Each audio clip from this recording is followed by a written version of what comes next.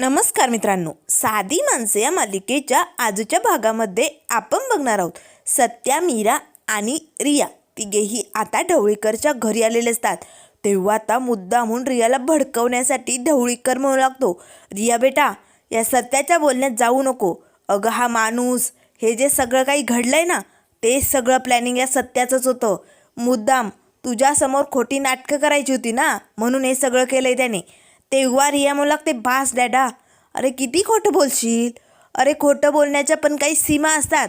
बास. अरे लहानपणी मला खोटं बोलायचं नाही, खोटं वागायचं नाही असंच शिकवलं ना तुम्ही दोघांनी. अरे मग आज जर माझे आईबाबाच खोटं वागत असतील तर मी काय करू सांगा ना.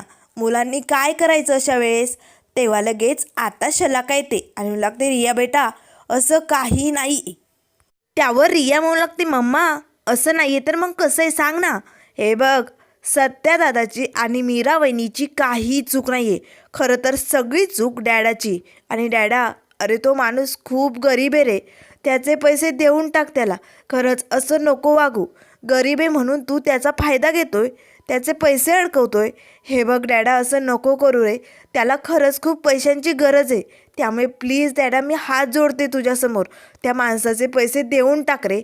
तेव्हा लगेच ढवळीकर म्हणू लागतं, हे बघ रिया, असं काही नाही आहे, मी असं काही केलेलंच नाही. मुळात म्हणजे ना, तो ऐकून घे, हे सगळं ना या सत्या आणि मीराने केलं आहे. यांना पैसे हवे असतील ना.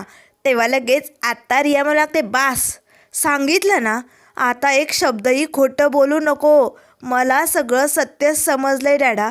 अरे गरीब माणूस आहे, कष्टाचे पैसे आहेत रे त्याचे, असं नको वागू. हे बघ माझं ऐक, मी म्हणते ना, त्याच्या मुलीचं लग्न आहे, खरंच खूप गरज आहे रे त्याला पैशांची, तुला पैसे द्यावेच लागतील डॅडा. तेव्हा शलाका म्हणू लागते, रियू बेटा ऐकून घे ना आमचं. हे बघ. तेव्हा रिया म्हणू लागते, बास, मला आता कुणाचं काही ऐकायचं नाही. आणि मम्मा, आता खूप खोटं बोलून झालं, कारण तुझ्या या मुलीला आता खरं कळलं आहे. तेव्हा बास, आता मी या घरात नाही राहणार. मी आता सत्यदादाबरोबर घरी जाणार, आमच्या घरी, माझ्या घरी. तेव्हा ढवळीकर आता पटकन रियाचा हात पकडतो आणि मी लागतं, रिया बेटा, तू इकडनं कुठेही जाऊ शकत नाही. हे तुझं घर आहे, इथे तुला हवं ते सगळं आहे, तू इथेच राहणार, तू कुठेही जाणार नाही. तेव्हा रिया म्हणू लागते, जाणार, मी माझ्या नवऱ्याच्या घरी जाणार. आता सत्यदादाला आणि मीरा वहिनीला खूपच आनंद होतो.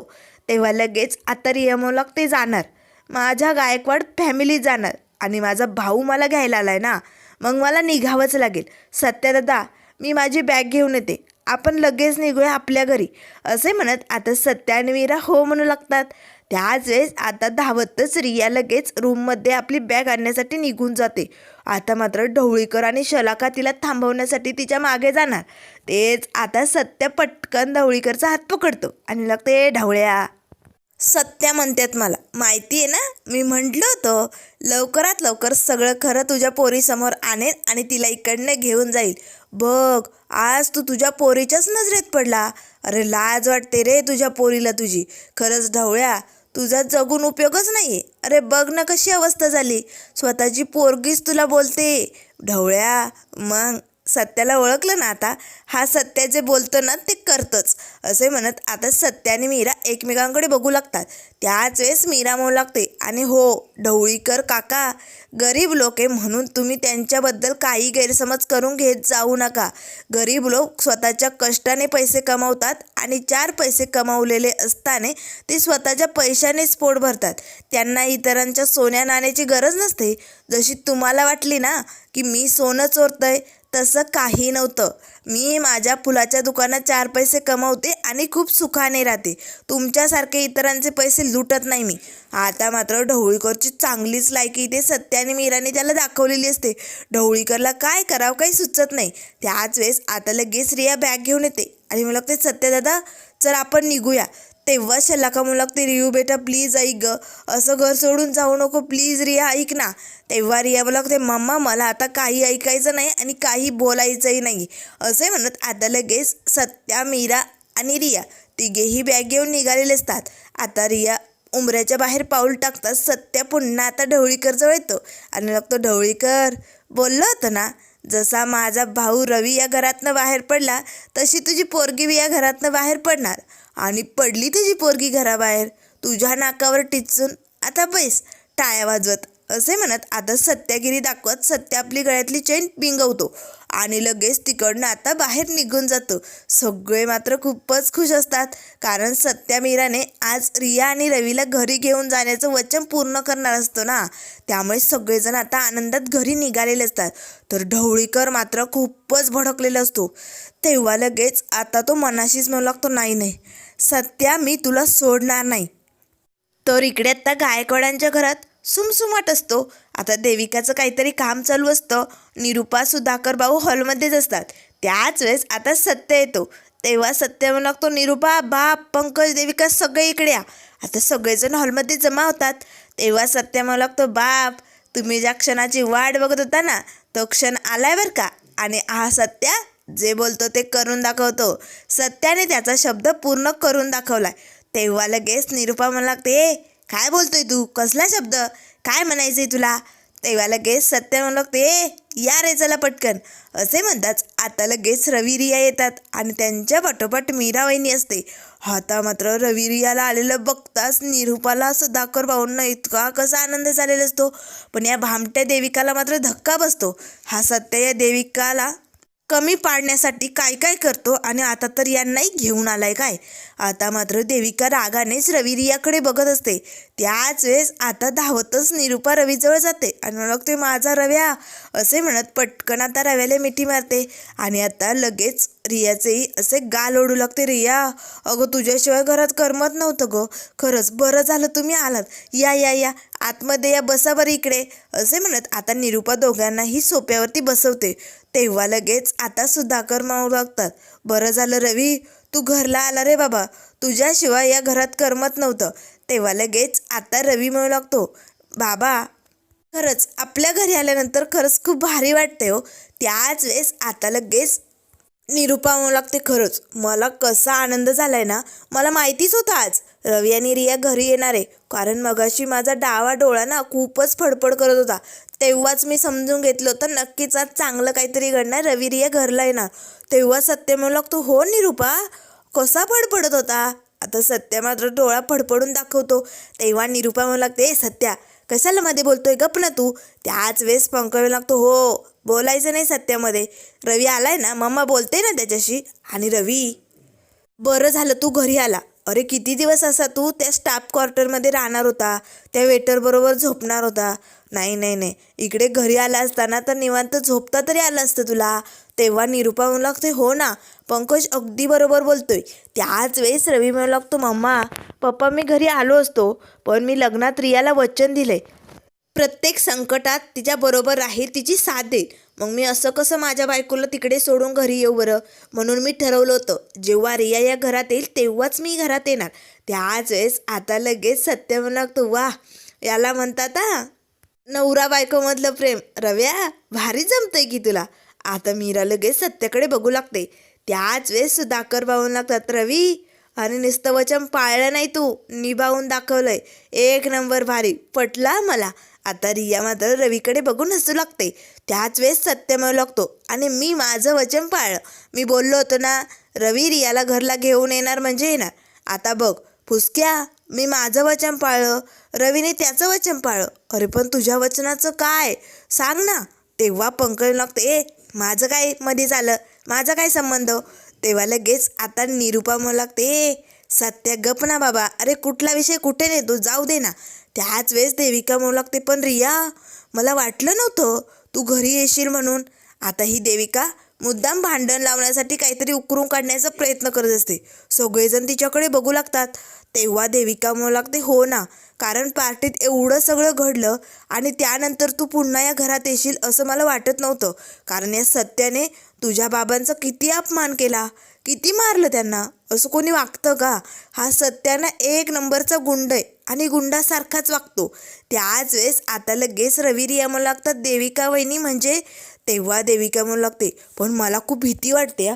अगं खरंच सगळ्या पाहुण्या रावळ्यांसमोर अशी चव गेली ना त्यांची, किती अपमान झाला, म्हणून मला वाटलं की तू येणारच नाही. त्याच वेळेस सत्य मला, बबडे तुझ्या मनात एक ओठावरती एक, काय बोलते तू. तेव्हा पंकज लागतो, बरं झालं पण रवी रिया तुम्ही घरी आलात. पंकज मात्र घाबरतो, ही देविका उगाच कशाला काही बोलते, हा सत्य जर भडकला ना तो काहीही करू शकतो. त्यामुळे पंकज आता विषय सावरण्याचा प्रयत्न करू लागतो. तेव्हा सत्य म्हणू लागतो, ए बबडे, अगं बोलतेस एक, चेहऱ्यावर दिसतंय एक, तू खुश नाही आहे का रवी रिया घरी आले म्हणून? तेव्हा देविका म्हणू लागते, नाही असं काही नाही.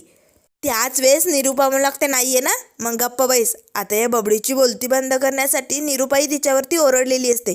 त्याच वेळेस आता लगेच सुधाकर भाऊ म्हणू लागतात, आज खरंच खूप भारी वाटतंय, एकदम मस्त वाटतंय घरात.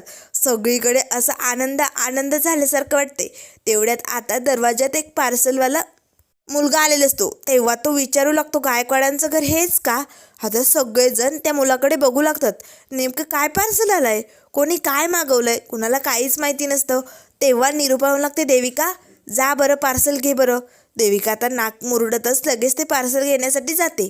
तर त्यानंतर इकडे आता ढवळीकर असा कसा भडकलेला असतो, काय करावं त्याला काही सुचत नसतं. कारण त्याची मुलगी आज त्याच्यावरती चिडून रागून निघून गेलेली असते ना. तेव्हा लगेच आता शलाका म्हणू लागते, विक्रांत हे सगळं तुझ्यामुळे झालंय, या सगळ्याला तू जबाबदार आहे, तुझ्यामुळे माझी मुलगी हे घर सोडून गेली. तेव्हा ढवळीकर म्हणू लागतो, मग मी काय करू, त्या सत्या आणि मीराने हे केलं ना तिला, मग मी काय करणार होतो सांग ना. तेव्हा लगेच शलाका म्हणू लागते, मला काही माहिती नाही, या सगळ्याला जबाबदार फक्त तू आहे. असे म्हणत आता लगेच ढवळीकरवरती शलाका भडकलेली असते. तेव्हा ढवळीकर म्हणू लागते, माझ्याशी नीट बोलायचा, नाहीतर माझ्याशी बोलूच नको. दोघांमध्ये भांडणं संपलेली असतात. त्यामुळे शलाका आता विक्रांतवरती भडकते आणि रागातच रूममध्ये निघून जाते. तेव्हा लगेच ढवळीकर म्हणू लागते, सत्या तुझ्यामुळे माझी फॅमिली डिस्टर्ब झाली आहे, तुझ्यामुळे आमची फॅमिली तुटली. सत्या आता तुझी लाईफ नाही मी डिस्टर्ब केली ना तर नावाचा ढवळीकर नाही, असे आता ढवळ्याने ठरवलेलं असतं. तर इकडे आता देविका पटकन तो बॉक्स घेऊन येते. नेमकं काय मागवलंय, कोणी, कसली ऑर्डर आली ही, सगळ्यांना प्रश्न पडलेले असतात. तेव्हा लगेच आता सत्य म्हणू लागतो, अरे बापरे यात तर केक आहे, अरे बापरे रवी आज कुणाचा वाढदिवस आहे, कुणासाठी केक मागवलाय आणि कुठल्या फ्लेवरचा आहे. तेव्हा लगेच आता निरुपा म्हणू लागते, केक, अरे पण कोणी मागवलाय, कुणाचा प्रकट दिन आहे. त्याच वेळेस आता लगेच रवी म्हणू लागतो, नाही मला काही माहिती नाही कोणी मागवलाय, कशासाठी मागवलाय. त्याच वेळेस आता सत्य म्हणू लागतो, बापरे नवऱ्याचं हे असलं अवघड असतं रव्या, अरे बघ आता कोणी काय मागवलंय तुझ्या बायकोने, कशासाठी, कधी, कुणासाठी, काहीच तुला माहिती नाही. ही असली गंमत असते नवऱ्यांची, बायका काही सांगत नाही आणि काही विचारायची ताकदही नसते, हो की नाही बाप. तेव्हा लगेच आता सगळेजण हसू लागतात. त्याच वेळेस मीरा म्हणू लागते, हो गप्प बसा, खरं तर ना बायकांच्या मनात काय चालू असतं काय नाही हे नवऱ्यांना कुठे कळतं, उगच आपलं काहीतरी बोलता. तेव्हा लगेच निरुपा म्हणू लागते, अगदी बरोबर बोलते मीरा, आपल्या मनात काय आहे काय नाही जाणून घ्यायचं कळतच नाही यांना. तेव्हा मीरा म्हणू लागते, पण बायकांचं तसं नसतं, नवऱ्यांच्या मनात काय चाललंय, त्यांना काय आवडतं काय हवंय हे समद काही बायकांना कळतं आणि त्या तसंच वागतात आणि नवऱ्यांना खुश ठेवतात. तेव्हा लगेच आता सत्य म्हणू लागतो, धूमकेतू आम्ही नवरे बी काही कमी नाही आहोत हाय की नाही रे बाप. तेव्हा सुधाकर भाऊ म्हणू लागतो, हो आम्ही नवरे पण रसिक असतो रसिक. त्यावर निरुपा म्हणू लागते, गप्पा बसाव, कसले आले रसिक, सतत बायकांवरती अवलंबून असतात, बायकोला हे करायचं ते करायचं, सगळी कामं तिच्यावरतीच असतात, म्हणून तर तुम्ही सगळ्या बायका करतात आणि मग त्यांना कामाला लावता, असं असतं ना. आता मात्र लगेच पंकज लागतो, पण देविकाचं मत असं नाही आहे, हो की नाही देविका. तेव्हा देविका म्हणू लागते, करेक्ट आहे, या जे काही बोलतायत ना ते अगदी बरोबर आहे, नवरे चुकीचे असतात, बायकांच्या मनातलं ना त्यांना कधी कळतंय आणि ना बायकांचं कधी ते मनातलं ओळखून काही करणार असं त्यांच्या मनात सुद्धा येत नाही. त्यावर लगेच आता पंकज लागतो, बेबी तू पण. तेव्हा लगेच आता देविका म्हणू लागते, हो सगळे नवरे सारखेच असतात. तेव्हा पंकज लागतो, पण बेबी मी त्यातला नाही आहे, तुला माहिती आहे ना. तेव्हा देविका मनाशीच म्हणू लागते, ए बिंडो तू तर सगळ्यात मूर्ख आहे त्यातला आणि एक नंबरचा बाप आहे त्यातला, काय तर मी त्यातला नाही आहे, बळच कसं तरी राहते तुझ्याबरोबर, असे आता देविका मनाशीच म्हणू लागते. त्याच वेळेस आता लगेच निरुपा म्हणू लागते, अगं पण रिया केक कोणी मागवलाय. तेव्हा रिया म्हणू लागते, मीच मागवलाय.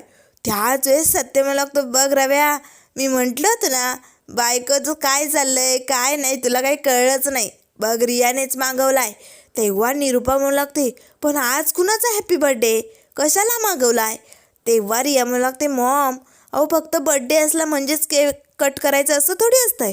एखाद्याचा घरात जर आनंद आला तर तो आनंद साजरा करण्यासाठी आपण केक कट करू शकतो की तो सेलिब्रेट करून आपण मस्त आनंद साजरा करू शकतो.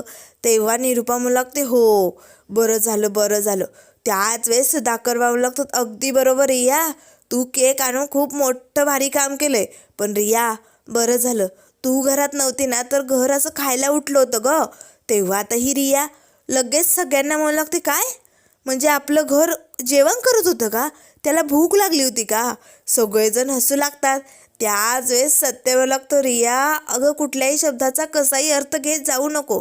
अगं बापाला काय म्हणायचे तुला माहिती आहे का? तू घरात नव्हती, मग तुझी ही अशी बडबडही घरात नव्हती आणि मग तुझ्या बडबडीमुळे सगळं काही शांतता आणि बाप तुला मिस करत होता असं त्याला म्हणायचंय. तेव्हा रिया म्हणू लागते, ओ करेक्ट असं आहे का, म्हणजे तुम्हाला माझी आठवण येत होती असं म्हणा ना. आता मात्र लगेच निरुपा म्हणू लागते, अगदी बरोबर, खूप आठवण येत होती माझ्या रव्याची आणि या रियाची. खरंच करमत नव्हतं, पण आज एक नंबर भारी काम झाले. त्याच वेळेस आता लगेच रिया म्हणू लागते, मग चला आपण हा आनंदाचा क्षण साजरा करूया. त्याच वेळेस आता देविका म्हणू लागते, रिया आपण हा केक कट करून आनंद साजरा करतोय, पण तुझ्यासाठी हे सगळं विसरणं खूप कठीण आहे ना. तुझ्या डॅडीबद्दल जे काही झालं ते खूप चुकीचं होतं की नाही, आणि हे सगळं त्या पार्टीत या सत्यामुळे झालं होतं. त्याच वेळेस सत्या म्हणू लागते, बबडे अगं आपण आनंदाचा क्षण साजरा करतोय ना, मग तो एन्जॉय कर ना. तेव्हा मीरा म्हणू लागते, हो देविका, अगं उगाच मागच्या जुन्या गोष्टी उकरून काढून भांडणं लावायचीत का इकडे. आपण आनंद साजरा करण्यासाठी इथे खुश आहोत की नाही, मग तो साजरा कर, त्याकडे लक्ष दे, उगाच कशाला भांडणं लावते. आता देविका मात्र गप्प बसते. तेव्हा लगेच आता सत्य म्हणू लागतो, रिया चल आपले केक कट करून घे, चल बरं, हिच्याकडे नको लक्ष देऊ. आता रवी आणि रिया दोघेही केक कट करतात. त्याच वेळेस आता लगेच पटकन रिया रवीला भरवते. तेव्हा लगेच आता पंकज लागतो, कुठल्या फ्लेवरचा आहे, कसा आहे केक. तेव्हा सत्य म्हणू लागते, भुसक्या भेटणार आहे तुला केक, जरा धीर धर, तुलाच खायचा आहे. आता अगदी लहान पोरांसारखा केक खाण्यासाठी हा पंकज उतावळा झालेला असतो, एकदम पिसाळ्यासारखा. त्याच वेळेस आता रिया म्हणू लागते, एक मिनिट आपण हा क्षण मस्त एन्जॉय करूया. आता चला, आता सगळ्या बायकांनी आपल्या नवऱ्याला केक भरवायचा, चालेल. तेव्हा निरुपा म्हणू लागते, कशाला रिया. त्याच वेळेस रिया म्हणू लागते, नाही मॉम चला, मीरा वहिनी चल बरं पटकन सत्यदादाला केक भरव. आता मीरा वहिनी केक भरवते. त्यानंतर निरुपाही सुधाकर भाऊंना केक भरवते आणि त्यानंतर पंकजला केक भरवण्याची वेळ आलेली असते.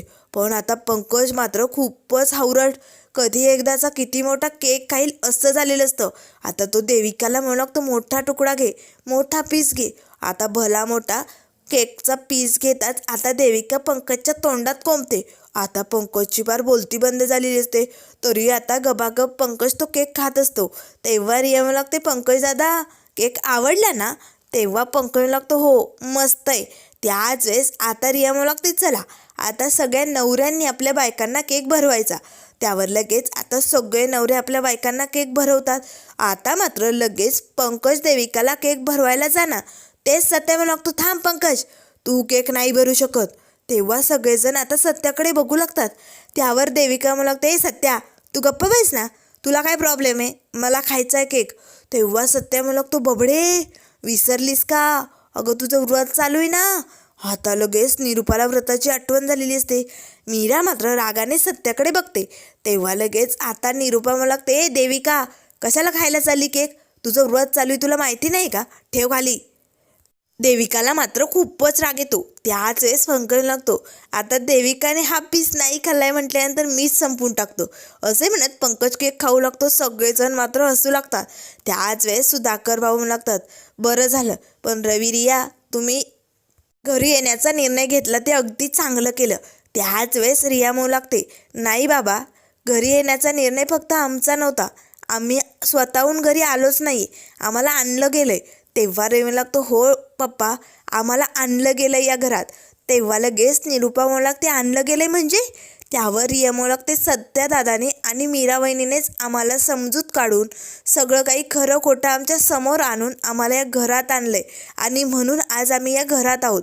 तेव्हा सुधाकर भावना वा सत्यजित, बापाला दिलेला शब्द तू पूर्ण केला बरं का. तेव्हा सत्यमोलक तो करणारच.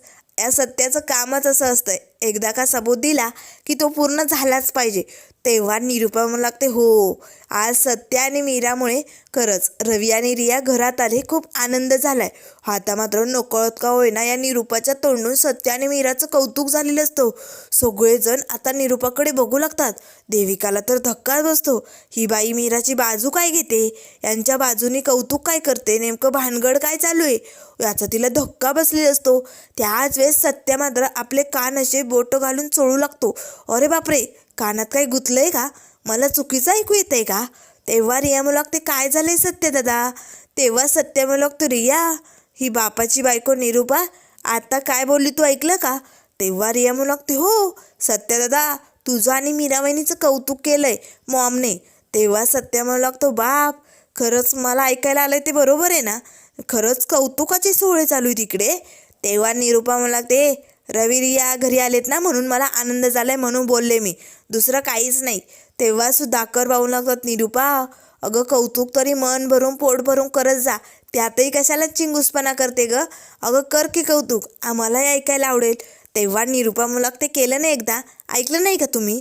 आता मात्र सुधाकर भाऊ लागतात, निरुपा एवढं घाईघाईत ऐकू नाही आलं, पुन्हा कर की कौतुक. आता सत्या मीरा निरुपाकडे बघू लागतात, कारण चक्क आज निरुपा सत्याच्या बाजूने बोलत असते ना, त्याचं कौतुक करत असते. सत्याला मात्र खूपच भारी वाटतं. तर त्यानंतर मित्रांनो पुढील भागामध्ये आपल्याला बघायला मिळेल, इथे आता देविकाला किचनमध्ये खूप कामं असतात. आता ही सगळी कामं करून देविका कंटाळलेली असते. तेव्हा आता ती आजूबाजूला व्रताचा कागद कुठे ठेवलाय हे शोधू लागते, कारण आता जर संध्याकाळी या व्रताचा कागद या बाईच्या हातात पडला तर पुन्हा रात्रभर माझी वाट लावेल. त्यामुळे मला काही करून हा कागद सापडावाच लागेल. असे म्हणत आता देविकाने सगळीकडे शोधाशोध सुरू करून तो व्रताचा कागद मिळवलेला असतो आणि त्यावरती जे काही व्रत दिलेलं असतं ते सगळं काही आता देविकाने दुसऱ्या पानावरती लिहायला सुरुवात केलेली असते. म्हणजे त्यात जे दिलंय त्याच्या विरुद्ध तिला लिहिता येईना, तिच्या भल्यासाठी हा सगळा इथे प्लॅनिंग देविकाचा सुरू असतो. तेवढ्यात आता मीरा किचनमध्ये येते. आता मीराला धक्काच बसतो, कारण हे सगळं तिच्या मनासारखं घडेल असं करत असते ना. तेवढ्यात आता लगेच फोनवरती बोलतच किचनमध्ये निरुपा येणार. आता ही मीरा लगेच देविकाची बाजू घ्यायला जाते. देविका देविका सासूबाई आले असं ती खुणावत असते, पण ही भामटाट देविका तिचं ऐकायला तयारच नसते. त्याच वेळेस निरुपा येते. आता मात्र या व्रताचा कागद बदलताच निरुपा या देविकावरती कशी भडकणार आणि तिला काय शिक्षा देणार हे आपण लवकरच बघूया. त्यामुळे मित्रांनो अशाच मालिकेंच्या अपडेट पाहण्यासाठी चॅनलला लाईक करा, सबस्क्राईब करा. व्हिडिओ पाहिल्याबद्दल धन्यवाद.